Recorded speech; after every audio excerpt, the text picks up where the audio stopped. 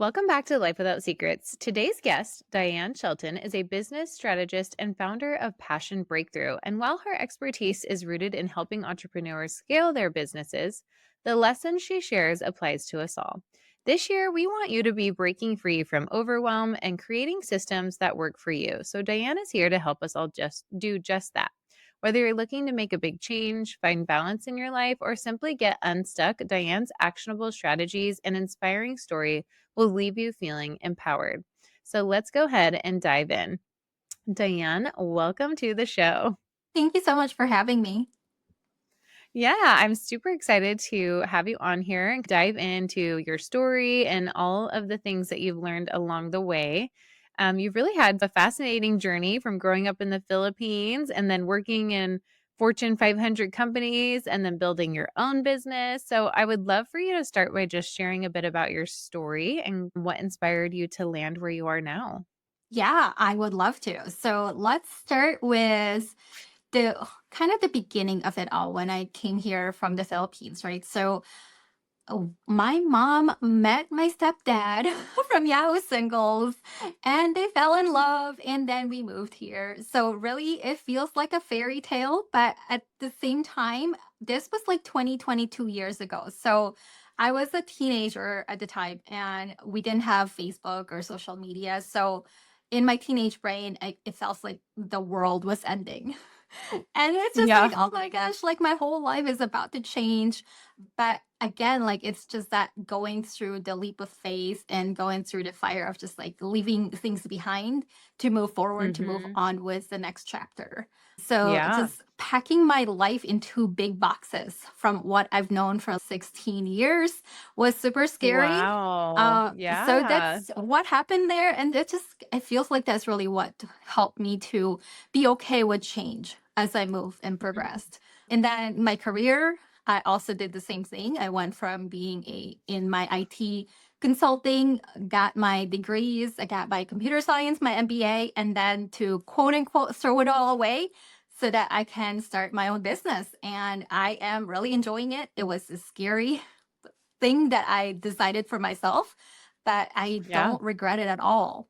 And the Yeah. other thing, I don't know if I shared this yet, but I also went through a divorce and that was really heartbreaking. And deciding Hmm. that after 10 years, this is something that I'm Yeah. doing in pursuit of myself and finding myself again. So those are the kinds of stuff that's just like make or break you and you find yourself better on the other side. Yeah. I mean, and change is hard, right? And then it's also the only thing constant. We hear that a lot too, right? And so, what lessons have you learned, maybe even from your corporate experience or from your personal life, that kind of help shape the way you actually help people today? Yeah, so it is really about being resilient and being Mhm. able to adapt, right? Especially Mhm. like we are Mhm. seeing more AI and more Mhm. noise in the online space. It's just Mhm. a matter Mhm. of we don't want to sink down in fear and be like, okay, everyone else is passing us by and there's so much opportunities and yet we get so overwhelmed and paralyzed a little bit.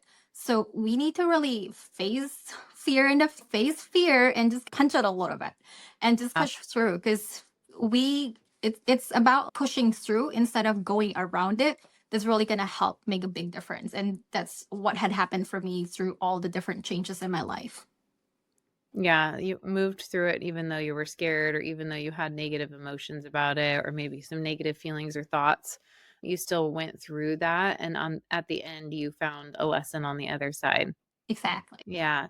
Well, your CEO success framework, I know it focuses on clients, systems, and offers. And I want to know if you could walk us through how these three pillars work together and have helped you create a thriving business and help other people with it as well. Yeah, I love that question because I love coming up with these kinds of framework. Because again, like it's Yeah. all about being able to adapt, but also being able to still differentiate yourself. So you're not just like commoditizing yourself a little bit, right?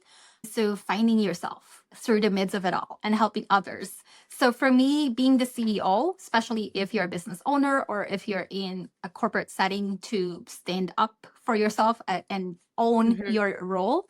So for me, Hmm. CEO is like really focusing on the other person, client first, client focused. And so getting leads and the client journey and the buyer journey, all that stuff is the first thing there. So the second thing is engine.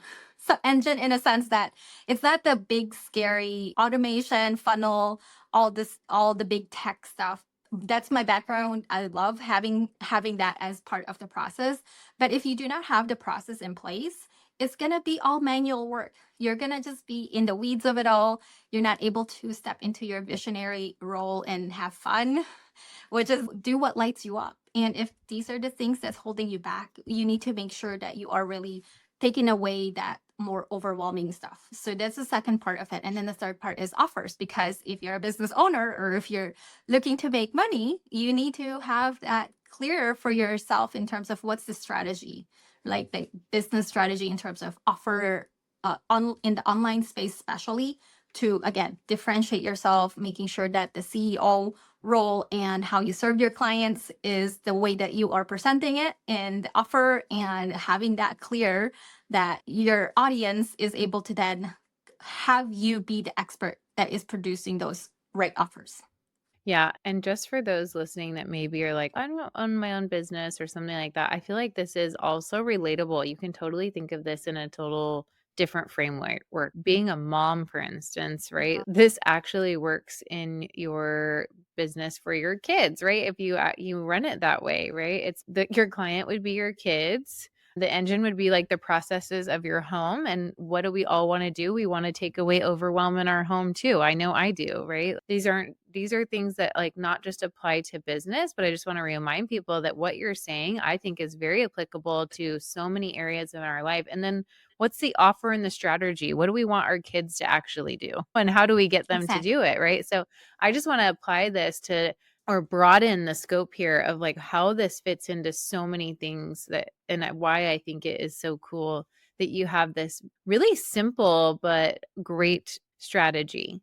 So let's talk about like for listeners who feel maybe stuck chasing likes or struggling with lead generation. What's the first step they can take to start attracting those clients that they want or the So ideal client?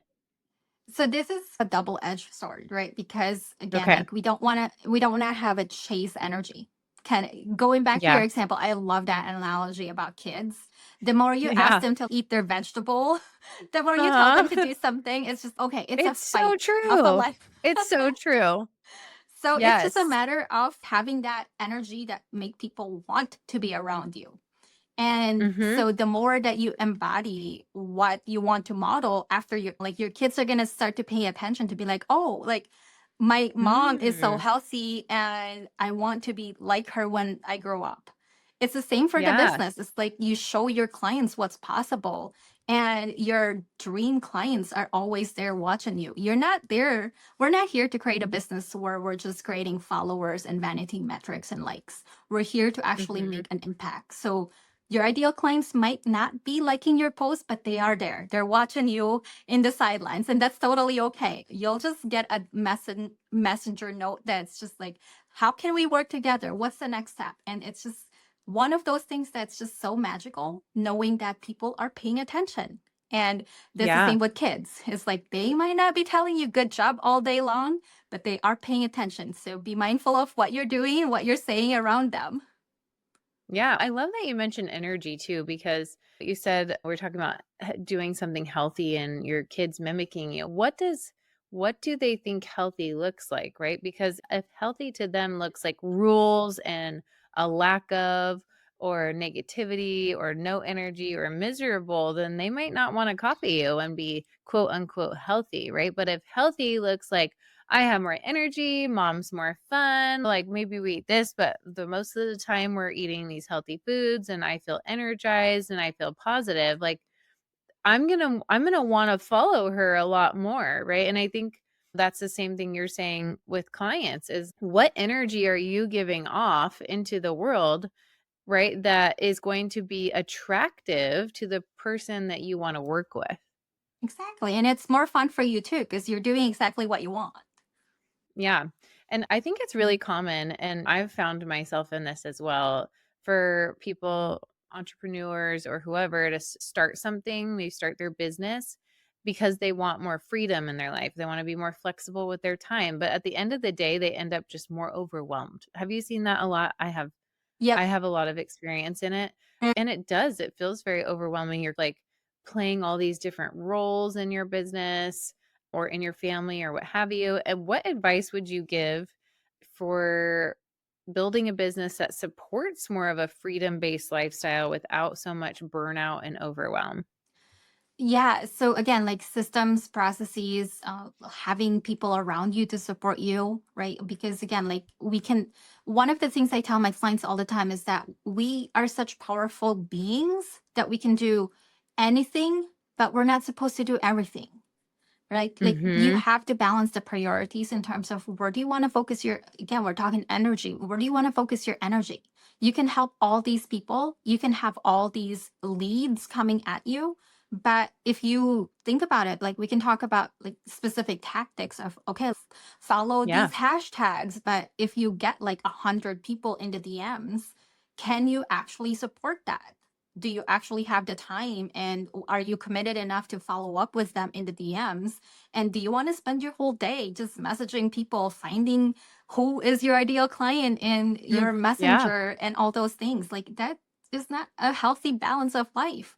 You should really do what feels fun. If that's something that lights you up, then go for it. But at the same time, just time block it. Yeah, I love that advice. So, we're talking about a lot about processes and systems. Do you have any simple, effective tools or strategies that we can use to streamline, or something that maybe you struggled with and then you put a process in place and that really freed up your time? We're talking about lead management, so let's stick with that topic because we can, there's so many things, right? Like it depends on Mhm. what people's focus and where what drains them. So from a lead generation perspective, if you are a business owner, again, like if you're looking to grow your business, you do need leads, not necessarily just because it's a vanity metrics is not a bad thing, right? If you just started a Instagram and you're looking for clients and you start messaging people and you only have like you and your mom as your follower, people are probably going to tune out. They're just like, oh, this is a scammer. So, yes, there is time and place for having more followers on your Instagram. So, I just want to make sure to caveat that, right? So, from that perspective, again, time blocking is important. Do it when if it's a draining work for you, don't do it when you're most energized, right? Do your creative work first. And then also, it's not necessarily, it's the follow up that happens. So the way that I have, if you're just starting out, don't spend so much time on tools and so much money on tools. I can make recommendation in terms of just the fancier stuff. I have those all set up for myself and I set that up for my clients all the time. But if people are just like, okay, what do I really need to start first? If spreadsheet works for you, if that's already something you're using, if Trello board works for you, whatever is efficient, use that. Don't Mhm. overcomplicate it. Don't get so hung up on what is the right process. For me, it's more start with the simplest thing. Like I tell my clients, can you just spend 15-20 minutes a day to do your daily sales activities? Meaning that find your dreamiest clients on, let's say, Instagram, if that's your platform, right? Take 15-20 minutes. First thing in the morning, find like the keyword, right? Like one of my clients is like a relationship coach. So find a relevant hashtag that's maybe, I don't know, like breakup tips to see what is the one thing that people could use help with, and then look through the comments and be a human being to be supportive about it. Don't be like, okay, pushing to let people know you have an offer, because people will stalk you, right? If you're sharing great tips, they will take a look at what you are all about. And if you're set up on your profile that you are a relationship coach, then they know that you have these offers. So by spending 15-20 minutes, you're time blocking, you're not draining all your energy, you're giving your mindset to be like, okay, I'm only spending this much time, then I'm going to go hang out with my family. So after you do that, Mhm. making sure you track it, because otherwise it's easy to be like, okay, I commented on all of these people, but then I forgot what I said, right? So you can grab the link of the post that you commented on and then just put it either on Trello or again, like Google Sheet or anything like that. And then just every day, just check back in to see if there was anyone Mhm. that commented, just so you don't lose track. And then, yeah, just spend 10, 15 minutes. And then in the afternoon, see what kind of notifications pop up, keep track of that. It should only take half an hour a day to grow your list, to get visible out there for your expertise, but focus on the conversations that is within your wheelhouse. Yeah, good advice. What advice do you have for listeners who maybe feel stuck or scared to make a big change in their lives or in their business? A big change. Have you ever had a moment like that in your either your business or before you jumped to your business? Yeah, I feel like that never goes away, to be honest. Yeah. So Yeah. Mhm, I I get just you. wanna I just wanna normalize that it's just every up Mhm. level, whether again in your life, like your kids growing up, or when you're like the first time you send them to school, the first time that they say that they're gonna go out on a date or go driving. This it's the same with business in terms of just okay, like we as business owners, the first time you decide that you're gonna hand out your resignation letter and you're just like cutting that safety net, it's scary. The first time that Mm, you make that high ticket offer to be like, pay me this much money for my services, and you're just like second guess yourself, it's scary. But the biggest thing is that one thing that I mentioned yesterday in one of my trainings is that it's not about being confident, especially as women. It's about your conviction, right? Like being so convicted and being so centered in terms of, I know my stuff, and knowing that you are able to help people, that you can make an impact. Because the moment that we stop making it about ourselves and be so convicted that we can help these people, and so now it's about the other person, and now it's about how can you help them.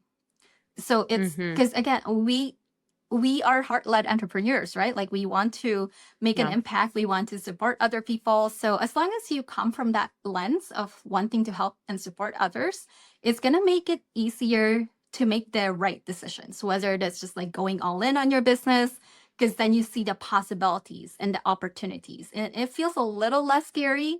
And having the support system also helps, not the naysayers Mhm. that's just, oh my gosh, what are you going to do, you're going to cut off the Yeah. income, or those kinds of stuff. Making sure that you have the right people whispering in your ear, that helps you to see all these like amazing, incredible up level and expansion. And it feels so good. Yeah. How about do you have any tips on positioning yourself as the go-to expert? Positioning yourself, it's honestly, it's going to evolve. So, from that perspective, what I mean by that is because for me, my own journey, I started Passion Breakthrough as I got burnt out in IT. So Mm. the longer story is the fact that I honestly did not want to talk about systems for a little bit. So I'm like, I'm going to create Passion Breakthrough and help everyone figure out what they want to be when they grow up.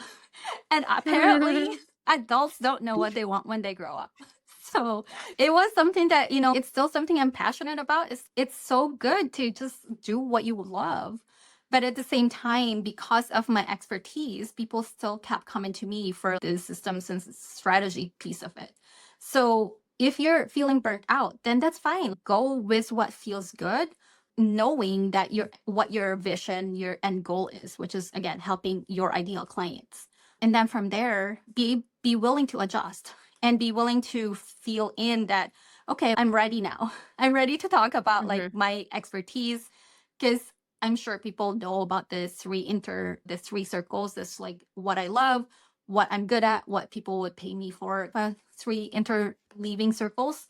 So really it goes back to that basics in terms of just what you're good at, which is again like what people would pay you for at the same time. Because I love crafting. Like I have a craft closet, but I also know it's so time consuming, and I don't know if that's good enough for people to pay me top dollars if I post it on Etsy. So that's just for me. That's just what fills my cup.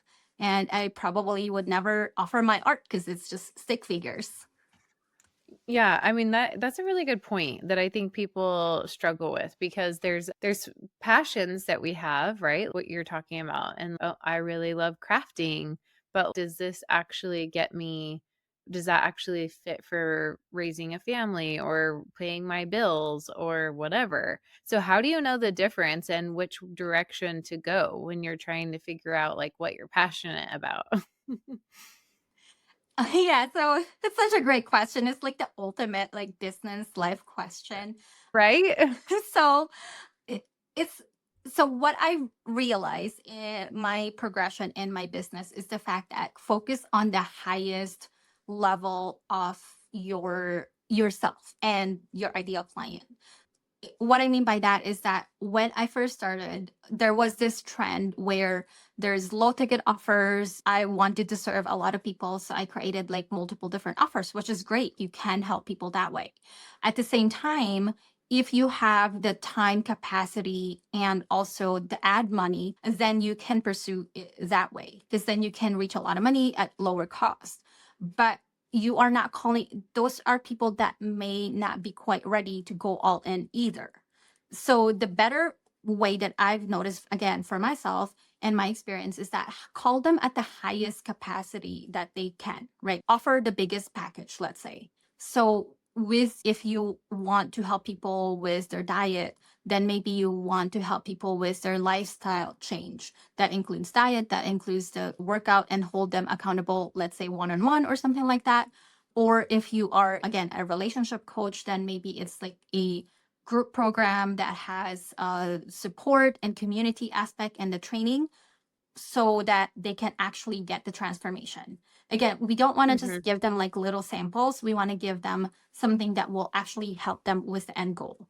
So whatever your passionate is on that, like that you could see yourself, that's just I can do this for like at least 10 years. Because a lot of times Yeah. like crafting, like I get bored after an hour or two, or like Mhm, knowing that mhm, my hand would cramp up. And so it's just this is not mhm. sustainable. But I could Yeah. like what lights me up and sometimes I even get teary-eyed in my own coaching group in terms of what when I talk to my clients, I can do that for hours. And whatever that is for Mm. you, whatever you're just like, my family cannot shut me up long enough for this. And that's probably what you should lean into more and tap in, journal, or whatever feels good for you that way. Yeah. What about if you find something that's, yeah, I talk about this all the time. I'm really passionate about it, but there's not a lot of money in it. What would you suggest for that person? You have to give me an example because I feel like people make money on the silliest things. It is true. I hear it a lot. And so Yeah. I talk about that then. What is something where it's okay, I didn't feel like I could make any money of this. That's what my thought was, right? Yeah. Around a particular thing. And what would you say to that person? So Because there for is me, all these different ways to make money. right. So it's whenever I see that, like, how can this person make so much money with, I don't even know. They're like all these different apps, right? Like and TikTok shops and all these things. It's just a matter to me, it's positioning, it's your messaging, it's again conviction. It's how much do you really want to invest your time and money and effort into this one thing? And how much are you shouting about it from the rooftops? Or are you just dabbling? Are you just looking at this as yet another just making money? And people can, again, Mhm. we're talking to energy. People can feel that energy that you're just trying to get them to buy. And yes, they will Yeah, support you one or two times, but after that, it's just they're just here because they want my dollars. People don't like right. that. People want to Exactly. work with people. Yeah. Yep. I totally agree. What about someone who is been in their business, maybe they're serving a certain number, but they really want to scale their business? Do you have advice for that person? Yeah. So for again, start with one to one because then you get to figure out exactly what you want and it's easier to adjust along the way and make tweaks. So when Mhm. you're really ready and you're just like, okay, I'm ready to support one to many in a group program setting or a membership or something like that, do a bit. What I always say, do a beta test first.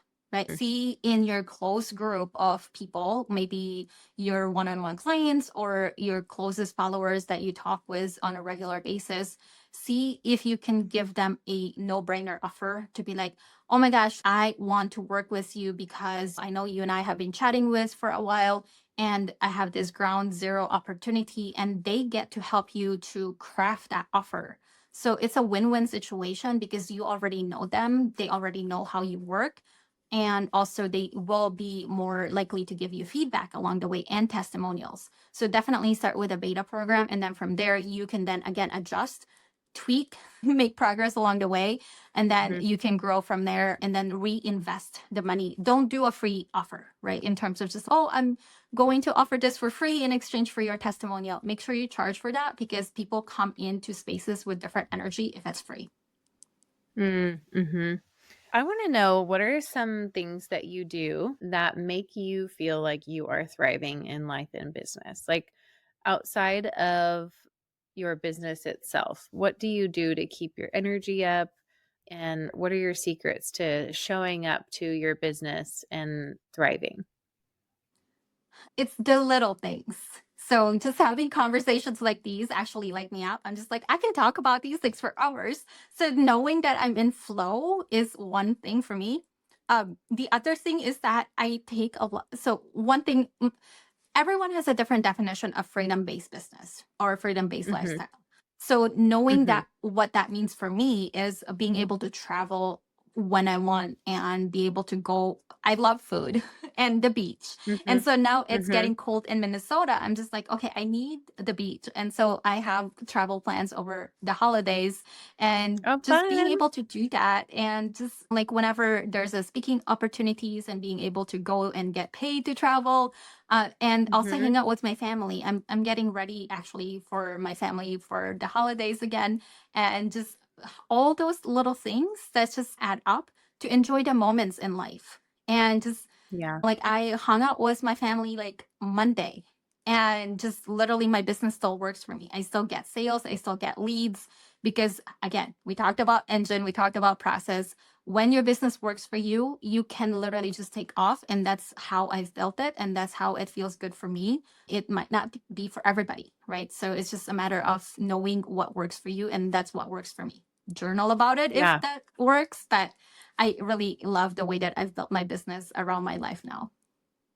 yeah, that's awesome. Is there a particular process in your own business where when you implemented it, you noticed a difference right away? Anything you can think of? Yeah, so in terms of noticing it right away, I one of the things that I know that has helped quite a bit is that my automation, right? So I'm not just dependent on social media all the time, and then there's cross promotion. So whenever I do a social media post, that I could also leverage that. And then also social media, you don't own the data. So I am able to, I don't want to get too technical, but you can retarget people that click your link and those kinds of automation processes that you could leverage outside of social media because you have more control over whatever tool that you might be using. Are you talking like for websites and things like that? Yep. So there's the website piece, which is more the front end, but there's also the email sales automation piece that happens in terms of if someone like when you get emails, let's say from Target, right? Like they and then they just here's the deal of the day, and you click that, but then you don't buy. There's opportunities for you if you set up your system to be like, hey, like I see that you checked this out, but what are you also interested in this, or are you still interested Mhm. in what you were checking out? Without me having to nag people to be like, hey, like I'm this super salesy person because the system is doing that for me, right? So it feels a little bit Right. impersonal, but at the same time, I want to focus on the more human connection and let the system do the selling on my behalf. That's cool. And then it will send them automatically, like, to their email. Yes. So interesting. If you could leave our listeners with a key takeaway about creating a thriving business and living a more freedom-based life, get rid of the overwhelm in 2025, what would it be? Would you tell them? Um, if I could, if they can, it's living in the present. I think it's Mm, just one of the most underrated things in terms of just find your support system, call them up, text them to be like, hey, let's connect and just mhm, be inspired. Again, listen to podcasts like these in terms of what are other mhm. people doing and then do it for yourself. Don't just listen and get inspired and then think for yourself that, oh, that's so cool if they're doing it. how can you do it for yourself today? And build on that, because it's not about this big giant thing that is happening next year or this year or whatever. It's about like, how can you be your best self right now? Mhm. I love that so much, and I do think I would love to see more people, like, reach out, myself included. I think we often see, like, social media or just we feel the rush of the world around us, and so we think, "Oh, these people are too busy," and you don't send the text message or you don't set something up to hang out or grab coffee or whatever, and I think that's a really missed opportunity a lot when it could have happened and it could have actually inspired you or reignited a passion inside of you. And I think you're right. I think there's so much to say about just being present where your feet are and then also putting yourself in positions to be present, like having that coffee date or breakfast date or lunch date or adding that to your calendar, like creating space, more space for connection Yeah, and to be present. don't miss the moments. The little moments is Mhm. what really adds up. Yeah, I love that so much. So tell us what's next for you and Passion Breakthrough in 2025 because we're here. Yeah, It's thank you for coming. asking. I Yeah, know, right? Like it's just right around the corner. I So know. And this episode will probably be in 2025. So I'm like, let's hear it. yeah, so we have all year, and also honestly, it's like beyond that, right? Like the topic that we're talking about, you can listen to Yeah, this all totally. the time. It's so timeless. Hmm. So for me, Hmm. all year, honestly, it's all about I'm doing more speaking engagements. And so as I get more of my message out there, like both virtually and also in person, what I want people to be able to do is more systems. Again, free up your time. Yeah. So Hmm. if people are looking for that, I can audit people's kind of systems, their social media, what the gaps are, and I can give people just, okay, fix this or automate this or optimize that, and just send them their merry way. Or I can make some recommendations. Either I have a tool that can help people with that, or I can make recommendation if that's not a good fit, because I'm pretty tech agnostic. So from Hmm. that Yeah. perspective, I really want people to have their online business to set up and streamline and scalable. Yeah. I really also what you said, and I just wanted to point out again of time blocking. Mhm. Because you said don't do it when you're most energized, actually do it when you're least energized, which I find really helpful because I'll try to do something like, I'll be honest, like social media for me is a total energy sucker. And I'm like, "Oh, I gotta do it in the morning because that's when you have to post at this time or blah, blah, blah," especially when you live on Pacific time because the rest of the world is 3 hours ahead of you sometimes. So we're, like, lagging behind over here. I'm like, "I gotta do this in the morning," but that's my most creative time, and so it's why I feel like I don't love it. And so if I move that to another time of day and just time block it in that separate part of the day, it might be most helpful. So if you're listening and you're thinking like that one thing that you need to get done, like probably don't put it when you're most energized. Like maybe just set up a time when you're not and you can and it's you're not wasting all that precious creative energy, good energy for that thing that's already wearing you down. Yeah, So you I got to really fill liked your that. cup. Yeah, Yeah. Yeah. definitely. Yeah. This has been super fun, Diane. How can listeners connect with you from here and learn more about you? Thank you for asking. So I'm at Passion Breakthrough on all my social media. So Instagram, Facebook, LinkedIn. Otherwise, come find me passionbreakthrough.com or connect with me, Diane Shelton, on all the social media as well. I'd love to connect. Yeah, I cannot wait. I got your message on there too. So I'm like super excited to connect with you as well on there. So I love just adding more people to our network and being able to do stuff like this. It's why I love podcasting. I get to meet so many awesome people doing really awesome things. So thank you so much for agreeing to come on the show. I appreciate it. Thank you for having me. Of course. To everyone listening, I hope you're feeling empowered to take even one small step toward creating a life that aligns with your passions and values. If this episode resonated with you, please share it with someone who could use a boost of inspiration. And don't forget to subscribe to Life Without Secrets for more conversations like this one. Until next time, remember your passions have the power to change your life when you take the leap to make them a reality. Hey there, it's Jillian from Life Without Secrets. Ever feel like you and your partner aren't quite on the same page? You're not alone. And that's exactly why I created our latest issue of Truthful magazine.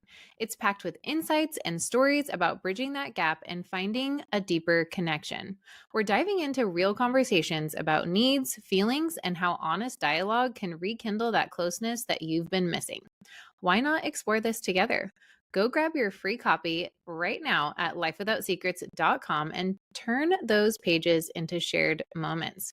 Can't wait for you to dive in and share your thoughts with me.